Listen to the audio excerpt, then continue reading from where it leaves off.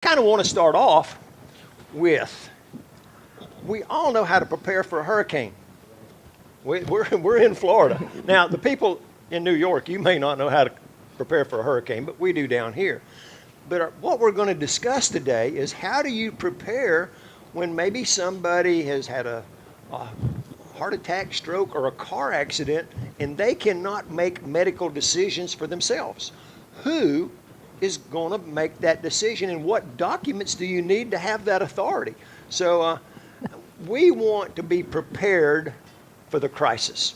You know, that's something I'm big on through JP's class, is we need to be prepared before it happens. So we've got Debbie Hunt up here today. Good morning. Good morning. She wouldn't say she was the professional at this, but she's so much more knowledgeable than I am. I'm calling her a professional. And he knows I'm going to keep him on track because we're going to be doing this as a series. Yep. And we're going to cover a number of different documents. So what is our goal for this? The goal is so that when if something happens to you unexpectedly, everything is in place so your family doesn't have to worry about the details. They will have what they need to get things done, whether it is a living will that says what your wishes are for the distribution of what you have, whether it be financial or real estate or personal belongings. It's talking about whether you have a power of attorney, who's going to be in charge, who's going to take care of it. It talks about some things that you have to have if you go into the hospital. Some of us kind of have gone into the hospital for surgery blind, and all of a sudden you have to fill out all these different forms that you really haven't had time to think through. Who do you want them to call if something happens, and who's going to be responsible for making those decisions? Today we're going to talk about a simple form that, okay, so I'm calling it a simple form. When I started looking at it, I thought it was really simple, really easy, and there's a lot more detail to it than you would think, and that's your do not resuscitate form. And actually, it's not just your form, because your doctor also has to agree and sign it. And in every state, it's a little bit different. So today, when we talk about it, we're just going to talk about Florida. And it was interesting. Skipper tried to throw me off my game already this morning by walking in and saying, "You told me the form had to be yellow." Well, I looked it up this morning, and it says what you carry with you has to be red. And that's not necessarily true, which is why you have to look at your own state to see what the requirement is. There are standard, it was like a dog tag. Yeah. Is what I like the military issues to people. The tags. Bracelets. Can be in a bracelet, but it was surrounded by red, and the form was red, but the actual form for the state of Florida is yellow. And when you fill out the form at the bottom, it's got an area that you can cut off, laminate, and have with you all the time, and that would be yellow. So I didn't dive into it. I didn't know that the doctor kind of had to sign off on it. I didn't either. You know, and what they're saying is this should be for people that are terminally ill, not for healthy people. I mean, something can happen. I could get bucked off and quit breathing. I've seen that happen at a rodeo. I mean, they jar so hard they're done. Well, they brought them back to life. They're fine. So, but if they had a DNR, you couldn't do that. So it's not always the right thing to have. I'm thinking like, I know heaven's going to be better than here, but I know Kathy ain't ready for me to go. You know, I'm not sure about y'all, but you know, so that was eye-opening that your doctor. Right. We're rednecks. We don't even have a primary doctor, you know, half the time. So that's good information. I think what it will make you do is take that step back and really think about, what does DNR, do not resuscitate, what does that really mean? If you get bucked off and the wind's knocked out of you, does that mean just not do anything to try and help you? Or is it, if it's generally related to a cardiac or a pulmonary issue, that is like a heart Yeah. attack, or Yeah. you have something going on in your lungs that does not allow you to breathe. I'm thinking about, and I did not give her warning, so I won't use names, an event that happened just a couple of weeks ago where somebody around me could not get their breath. They could not breathe. Would that constitute using the DNR? Not at all. Not at all. This is when it's life-threatening. This is when, not to say that them not being able to get their breath to them was not life-threatening because they couldn't get their air, but it wasn't something that was going to kill them at the end of the day. So, Well, here's the problem that many of us have. I don't want to be hooked to a machine the rest of my life. me either. Now, if it's to that, but here's what I know, because I've been there too many times. People have a DNR, but they don't have it visible. The paramedics get there, they put them on life support, so then somebody has to say when to unplug it. That's kind of what we're going to talk about today. Who has that authority? And one of the things that it needs to be is not necessarily, I don't want Kathy on mine because we may be together when it happens. It needs to be somebody that probably will not be with you at the time. Correct. Because you're always going to have somebody that'll fight it and say, no, no, no, no. I think, let me interrupt you. I think that the good point that you made there was, this is when it's if a healthy person does one, it's because they know that CPR is not going to be effective. It's because they don't want to be on life support at the end of the day. And so that's the part that will really make you have to think. And I'm going to take it to the people side of it, because Skipper and I always have this people task discussion going on. But on the people side of it, if you know that your family members are not going to be supportive of doing anything except everything they can do to keep you alive, and that is not what you want, you need to have it in place so that your decision has already been made. This isn't about them being emotional at the time. I'm going to take it a little bit away from people. I'm going to put it with animals. Sometimes things happen to our critters. And when it happens, and all of a sudden you have to go to an emergency vet, and you have to make really tough decisions, and every tough decision you make is going to cost you more and more and more. I had a dog that all of a sudden something crazy went on, had to take him to the vet. Had I gone with my emotions, I would have walked away with over $15,000 in testing and bills, and he wasn't going to survive anyway. Yeah. Because at the end of the day, what he had was something that he could not survive. It was a cancer where the blood cell, it ate the blood cells and ate what reproduced the blood cells. So nothing would have saved this dog.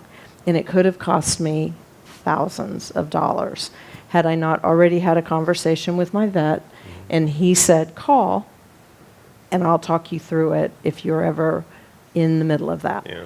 So taking it away from the people, and people are even more important, or should be, note to self, people should be way more important to you than an animal is.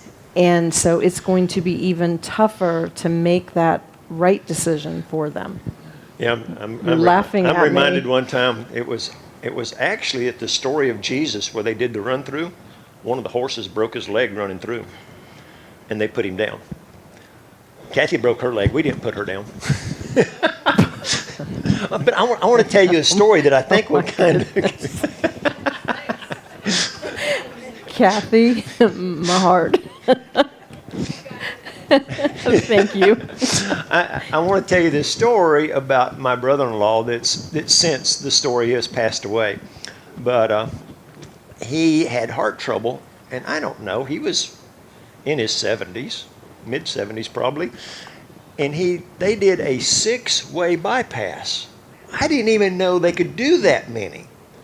Well, as it was turning out, they had, Roger and my sister Judy, they had a cabin up in the mountains, and for part of his recuperation, he wanted to go to the cabins. So he said, as soon as they discharge me, we're going to the cabin. So he had to do a stress test. I mean, this had been weeks since surgery. I mean, he was up and going, could drive. So he does a stress test. We leave the next day, go to the cabin, and he's got to walk every day. We're walking up and down them hills, and he says, I just got to take a break. I said, that's fine with me. So about the next day, he gets a phone call from the nurse. He says, you got to be in here tomorrow. He says, I'm in Tennessee. That ain't going to happen. Well, we found some trouble, and you need to be in here. So that night, he tells Kathy and I during dinner, he says, I'm not doing that again. I'm not going through that again. And it had to be a God thing, because I'm not that sensitive. We're sitting there eating, and I let him talk, and I said, Roger, when them 2 daughters get through talking to you, you're going to do it again. And he did, and he had another 3-way that took longer because of all the scar tissue. But then you fast forward, and they believe he had a stroke. Paramedics come. Basically, they put him on life support.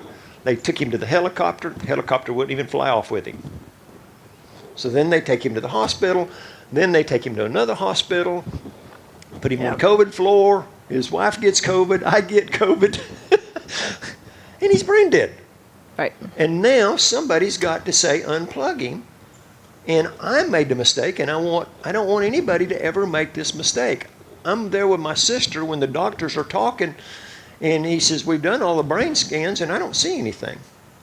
What he meant is he was brain dead. Right. I took it as he didn't see anything wrong.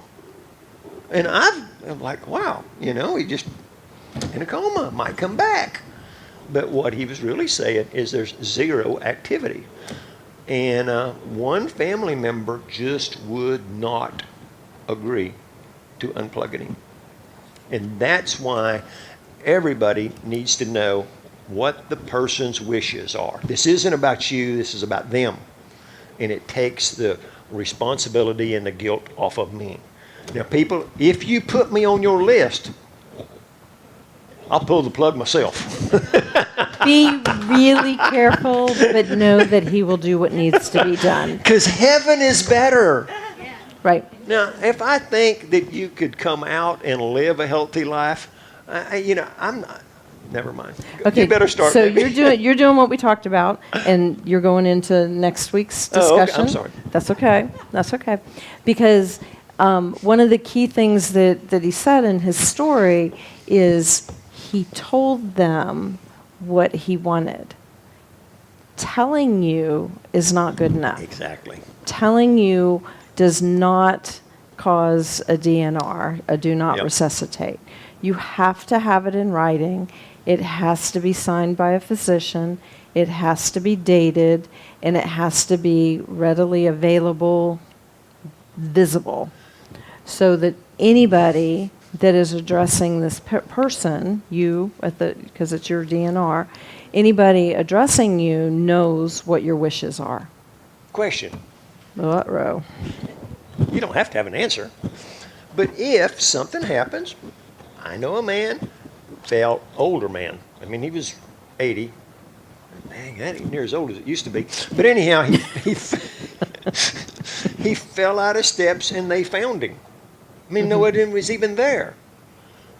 They hooked him up, put him on life support. He does not have a DNR. So who determines when to turn him off? When you don't have a DNR.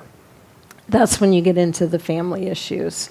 And they fight over it. And they fight over, and the likelihood of everybody being on the same page on what to do is zero. Zero. Because when you think about it, everybody takes in and has different feelings about that person, the circumstances, what they believe, and what they believe may determine how they respond to that. One of the things I did look into it is, does a DNR go against our religion? It does not. All it is saying is you are making a decision up front that you do not want to be on life support ongoing, and that you don't want your family to have to make that decision. So let's talk a little bit, and Kathy's going to put some links on the YouTube and on the website so that people can go to it if they want to.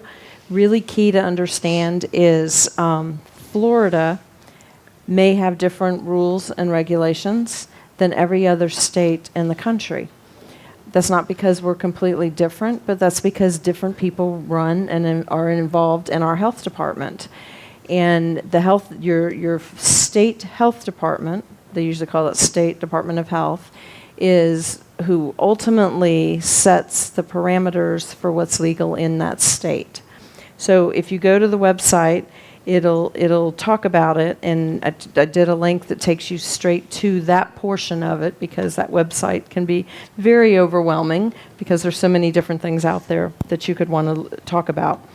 And what it'll tell you is it'll give you a portion where there's Q&A. So I'm going to throw some questions out there because people don't think about these things. And I learned a lot just doing the research, preparing for this, in spite of the fact I thought it was going to be very simple and I could just come up and talk about it.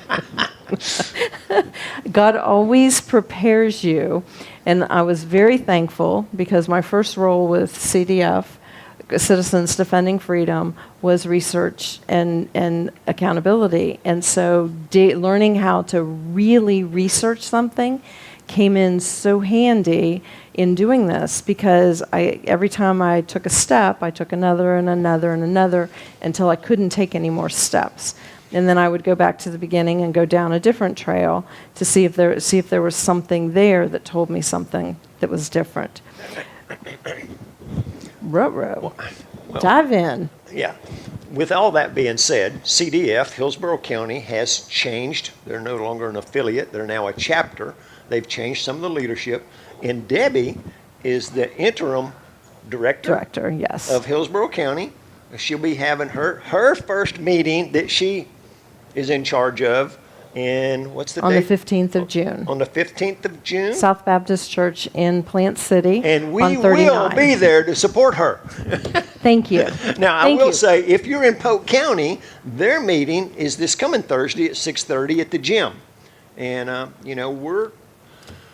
it's part of the sermon. I think you're sidetracking. I know, but it was an opportunity because right. we are going to support you. Thank you very much. Now I go back to appreciate work. that. Okay. Back to this. Thank you, Kathy. There was a question on Facebook, Yes, ma'am. and it says, can the DNR be on your phone, or does it have to be on paper writing? Can you have a picture of that on your phone?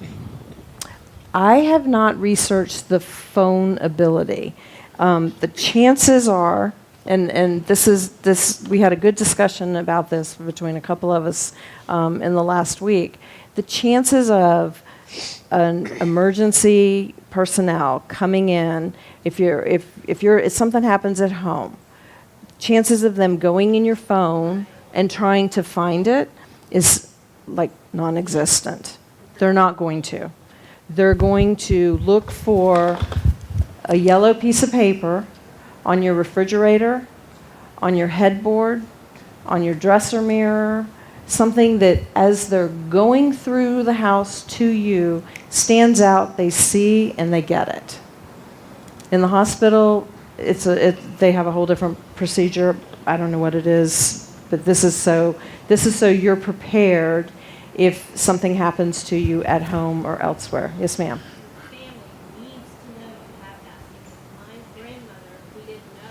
She needs a microphone. And Your family really needs to know you have that, like all your family members, because when my grandmother had her stroke and was in the hospital, My mother didn't know, and she had one in her file, but the hospital didn't tell my mom. And so mom was having to try to decide whether or not to put a feeding tube in her and all this kind of stuff. And when you're in that really stressful situation, that's really hard to make those decisions. And when it finally came out that she had this DNR, it took all that pressure away. Yeah. Correct. I think you had a question too. Alan? Yes. Also, make sure if you go to the hospital to have something done, a living will, and a copy of this is with that living will, because that way they see it in your folder. It is supposed to be identified at the door and above the bed. A DNR is in place. Correct. Correct, and that was kind of like when I went for my surgery, and you spend an hour before going in because you have to fill out all these papers if you don't already have them in place, and you have to make decisions about who's going to make the final decision if something goes wrong right then and there. Really do your family a favor, do yourself a favor, and have that all figured out in advance. And it doesn't matter what you're going into the hospital for surgery for. Yeah. Mine was just to get a hysterectomy. It's not just a If they minor put you surgery, under- but if they're going to put you under anesthesia, they're going to want all of this documentation in place on that very remote chance that something's going to go wrong. Can Okay. I do one thing and we'll quit DNR? If you truly want it, wear a bracelet. They're not going to go look at your... Chances are you're going to be in a car wreck when you need it. You're not Correct. going to go to the house and find all these documents. They're not going to look in your wallet to see if you got one. If you truly, you have a bracelet or a necklace, they've got them like the dog tags. Correct. That would be the answer if you truly... But I The do more want to. thought- I I do don't want think to I want talk it about. anymore. I do want to talk about a couple of things because it sounds like they're going to do nothing, and that's not the case. If something happens and you need oxygen, they're going to give you oxygen. If there are other things that are, if there's pain associated with it, they're going to give pain medications. The only thing they're not going to do is what would be considered life-sustaining. Restart your heart. Correct. So you just have to think about it. What age are you, and what's the likelihood of something happening that is going to cause you to be on life support? Yeah. That Can would be can the big question. Can you come through it and then live a normal life? Correct. Or you come through it and you're not going to live a normal life? To me Correct. is the answer. He's got the mic and then JP. So, I Well- mean, these are difficult questions. With the DNR, that pertains mostly to the hospital. If fire rescue comes and picks you up to take you, legally obligated to do what they can do until higher authority precedes that. Unless you have a very visible DNR. If That's why they tell you, put it on your refrigerator, put it on your headboard, put it on the mirror of your dresser so that it is visible to them when they walk in. If it is not, because there's one of the questions is, can doctors ignore DNR? No. They can be held liable for failing to follow the patient's instructions. EMS But I is the think- same. I don't know that EMS can be the same because they're not doctors. Yeah. Okay. So, So and let that me- might be the direction from their, like from their chief. research that. Right? You know, I'll that's- research that and get back with you. And that's where he's. Because I he's- read it somewhere, but yeah, I'll yeah, research. he's speaking the from the point of specific- view as an EMT firefighter Yeah. coming in, and they're not doctors, so they cannot make that pronounced thing, you know. Right. There's a doctor, then they can do that. So that's a question. Microphone.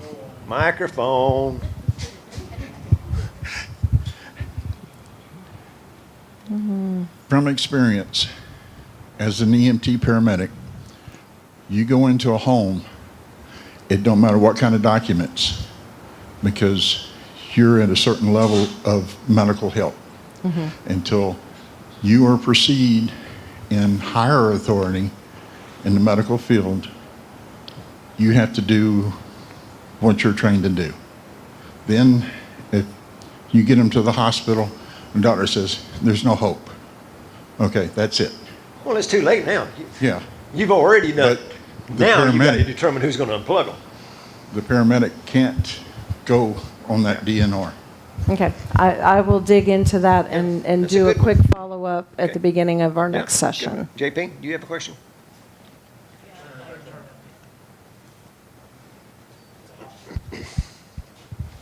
Yeah, I was just pondering, we talked about a couple of different scenarios. So I'll just use myself. Let's say I'm working outside and I have a heart attack. I'm relatively healthy and the paramedics show up and my heart's not beating. It stopped. If I have the DNR, even though I'm very healthy, and there's a good chance if they were to resuscitate me, I'd be fine. But if I have the DNR, are they going to not do it? Is there provisions where in case it's like, okay, now the horse kicked me in the head, and we all know someone where that happened, where they're no longer able to be resuscitated and there's no chance of them surviving? Is there conditions for the DNR in which case, there's provisos, so to speak, that, if it looks like I could be resuscitated and live, great, go ahead. If not, then don't. I personally say if you got a DNR and your heart stops, they can't do it. That's why I think it says you should talk to your doctor, and the doctor say, no, you're too healthy. You don't need a DNR. I mean, I've changed my mind about getting a DNR because I'm healthy. Now, if I get cancer, oh, you better put it on me, But I think these are things that need to be talked out and put in advance. But the thing that I want to get to before we forget it is the real issue is each person should make known to their family what they want so that in an order they are put on life support. No one has to feel guilty to tell them to unplug because they're not there anyhow. That's why they tell you to think about it and Yeah. work with your doctor Yeah, on it. yeah. This That's the is answer. your decision. We could do Q&A all day long, and at the end of the day, I'm going to tell you, it's your decision with your doctor what you decide to do Can I and say what you have something? in place. Because I think this will answer that question. If something like that happens to you, JP, the paramedics are going to come out and do their job. You don't get put on life support until you get to the hospital. So you're not put on life support when the EMS come out. So they're going to do whatever they need to do, and then you go to the hospital, and that determination whether or not to put you on life support will happen. And it doesn't happen right away necessarily. It's once you put that ventilator in you, then, that kind of answers that question. And I'm going to, one of there's a number of different forms and pieces of information that go with it.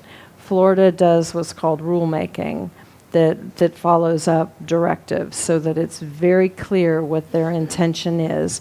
They go through a public hearing process. The public can comment on it. It's an extensive, can take up to 6 months type process. But what it states in the Florida Administrative Code that was from their final adopted rule was an emergency medical technician or paramedic shall verify the identity of the patient who is subject to the DNR form or patient identification device. Verification shall be obtained from the patient's driver's license, other photo identification, and from witness in the presence of the patient. During each transport, the EMS provider shall ensure that a copy of the DNR, they call it a DNRO, it's an order, resuscitate order, form or the patient identification device accompanies the live patient. The EMS provider shall that doesn't give options, shall provide comforting, pain relieving, and any other medically indicated care short of respiratory or cardiac resuscitation. So, know what you're doing if you're going to do one of these forms, and make sure your family knows how you feel about it, and that you have it in place. Because if you go and make sure, for example, if you go in for surgery and you fill one out for them not to restore you should something happen, then make sure that if you don't want that to stay on file, that you revoke it. Because otherwise, they will still have that in your medical file. So you need to make sure that you revoke it. This is a lot of work. No kidding. I've changed my mind. I don't want one. Well, and that's the point of us talking about these things, so that everybody understands, because, people have thrown the term DNR around for years, probably since I was a kid, and I never fully understood the implications of having that form on me, on whether they would restore you or not. So and things change over the years. So someone who was an EMS or a paramedic 20 years ago, this language may be different, but this language has been in place since 2019. And so anybody that's currently a paramedic would know this language. It would be part of their training, and they would have to sign off saying they clearly understand what this means. I apologize. I know, but you don't mean it. We didn't even get on the right subject today, did we? No. But one of the things that made me think about JP's question, there's a difference between your heart stops and they zap you and start it back, Correct. than putting you on a machine that's going to pump your heart for you. Correct. But man, I think it goes back to your health and what kind of life you're going to live after the situation. If you're going to be on life support for the rest of your life, no. Right.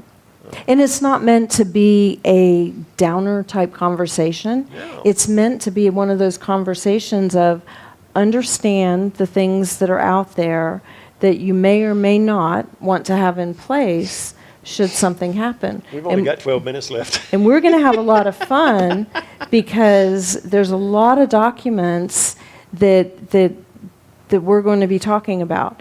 I would love to dive deep into a will, but I think what I want to do is hold on that one for a couple of weeks, because I'm going to give everybody a little bit of homework, because there's a lot of pieces of information that you would have to fill out, because you have to think about, okay, all of, and this also will get into what's important to you as a person versus what's important to your family. Because you may have something that, oh my gosh, this is so important to me. And your family is saying, I don't want it. I don't want that. I don't want to take that. I don't have anywhere in my house for that. And so these are conversations to have so that people know what it is that is important to others, not just what's important to me. Because chances are, if you want to think everything's important to you and you want to give it to somebody, have at it. Have at it. But there's a good likelihood it will go in the trash or be given away or something else. So if there's somebody, you may have a friend who loves that piece of furniture that you have and it would fit perfectly in their house, but you think it needs to stay in the family, give it to that friend after you make sure your family doesn't want it. Kathy, I want Jess to get the massage chair. Christian's already got one. Got it. I'll put his name on it today. Oh my goodness. Okay. I'm going to tell you. I love that you just said that, because you just opened a door. You do Okay. know that, right? Okay, so that's great to say it, but it needs to be in writing in your will, because there is nothing that tears a family apart faster than somebody passing and it becoming a free-for-all, because that person did not define what their wishes were for where things were going to go. I've seen families that were so close, you would never have expected something like that to tear them apart. And today, they don't speak to each other. It's horrible. And it also ties with what we were just talking about. And I'll share my own experiences with my family that I don't like to speak about openly all the time because, I really wanted to believe I didn't have a dysfunctional family. But what I've had to learn over the years is we all have dysfunctions in our families. And it's just what happens. But do what you can to minimize that dysfunction becoming blatantly obvious to the whole world. Yeah, that's true. Sorry. I was just going to say something about writing every little thing down on your will. Be sure you update it. Yes. Because my mother wrote every little thing. I mean, chairs, mirrors. I mean, she had everything written down. And then it got to the end of her life, and she didn't even have any of that stuff. That's a great point. I heard a story about a man that got hearing aids and he didn't tell his family. And his neighbor says, "You got hearing aids?" He said, "Yeah, I've had them for 3 weeks. Changed my will 3 times." I knew you'd bring the light side to it. Thank you. But I want to go back to why are we having this conversation to begin with? And Skipper called me up one day. So this is just a warning to everybody if you get one of these phone calls. Skipper called me up one day and he says, "Deb, I got the strangest call from the mother of Sue and Tegan's grandmother." And I said, "You did?" I said, "Really? What was that all about? Would you like to?" She's listening. I'm sure she is, and I'm sure she's okay, because I love her, and I am so glad she brought this up, and the reason she brought it up. So you want to share the conversation? She was worried about Tegan and Sue ride together a lot, and if they were in a wreck, who would make the medical decisions for them? And that's what brought this class all about, that we need to know. I mean, every year I go to the hospital and I say, "Do you have a living will?" And I say, "No." It's time we did it. We are procrastinators. Whether it's a living will, it's a health document, a financial document, and my goal... But a living will, just to correct, a living will is different Yes. than your last will and testament. And so we will talk about what those differences are in the upcoming weeks. My goal is, because I know that we're so dysfunctional in procrastinating, that we leave this class, we're not going to go do it. It's a good idea. I need to, but I'm not going to. So my goal is we're going to fill these documents out at class if we can. Some of them we can, right? Some of them we can. Do we have time today? Are we going to do any today?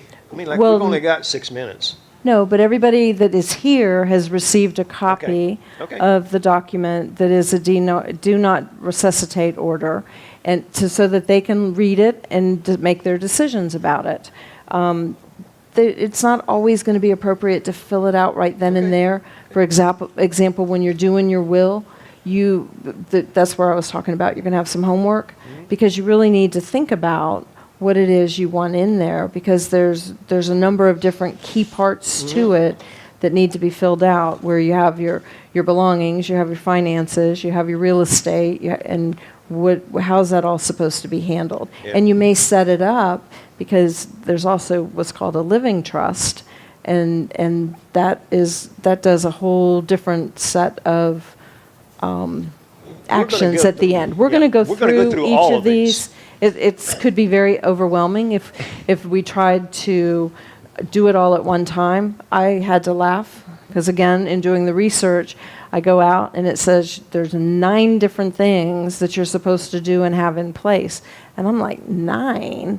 I can only think of 4 that I even think are that important to do. And so we're going to go through them. Some of them we may do 3 in one day, just to say this is something that you could consider doing.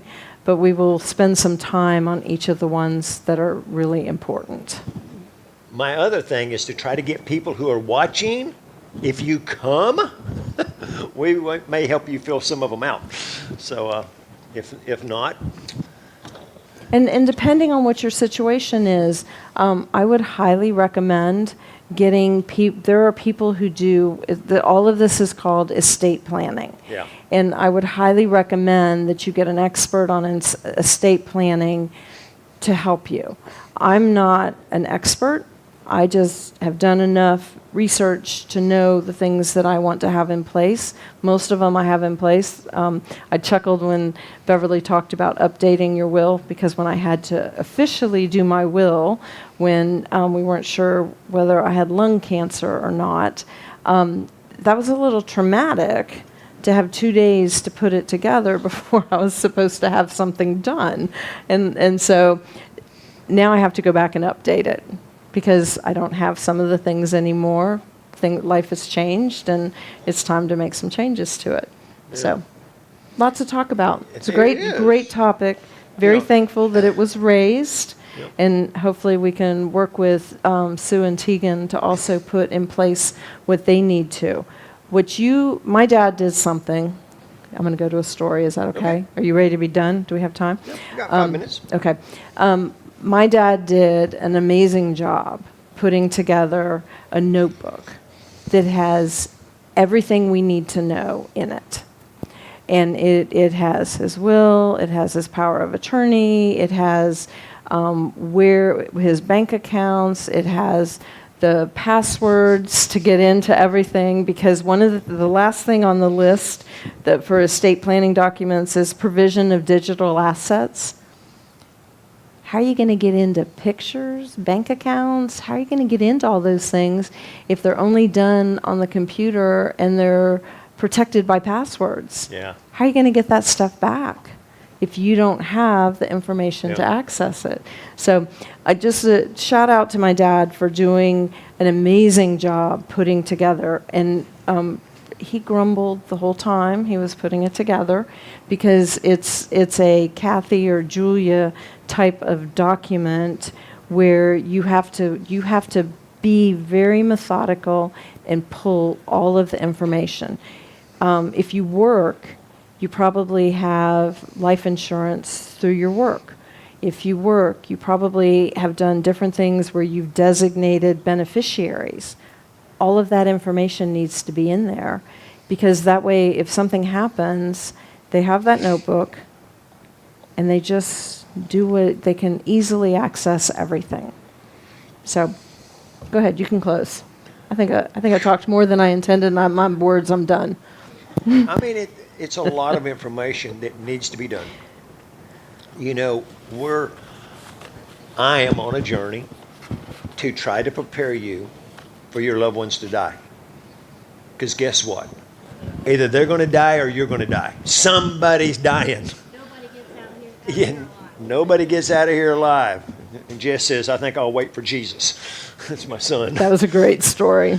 But you know, there's just so much to this that could make it easier if we just prepare, decide how we're going to do it, what they want, what are their wishes, and what are my wishes. What are your wishes? Exactly. Because what you're preparing, this is about you communicating clearly to your family and loved ones, this is what I want. Well, I've always said I want a DNR, but I don't anymore because I'm healthy. Right. You know, if I get bucked off, my heart quits, zap me. But, you know, if I fall and hit my head and I'm brain dead, unplug me. But, Right. you know, the deal is... And don't make Kathy make that decision because you haven't. Don't make the family have to come together and make that decision. Have somebody... When I put Beverly on that, she'll unplug me in a heartbeat. Have somebody... I felt really bad years ago because my whole family said, yeah, we have you down if that decision has to be made. And I said, me? Why would you put me down? And they said, because you have had so many animals and you have had to make this decision over and over and over, and we have watched you, and every time you do it, it's for the benefit of the animal, not you. Yeah. And so that's important because at that point, it's about that person. and their quality of life and what their wishes are. All right, let's pray. Father God, we're seeking your wisdom. We need your help in making these decisions because each one of us, you already have our days numbered. And you know how, what, when, and where. And we're looking for you for guidance. We're trying to help our family and ourselves get through this the best way we can. So we're asking for you to lead us and guide us and direct us in the path that you would like for each individual to take. And we thank you in advance for what you're going to do as we glorify you in Jesus' name. Amen. Thank Amen. you. Thank you.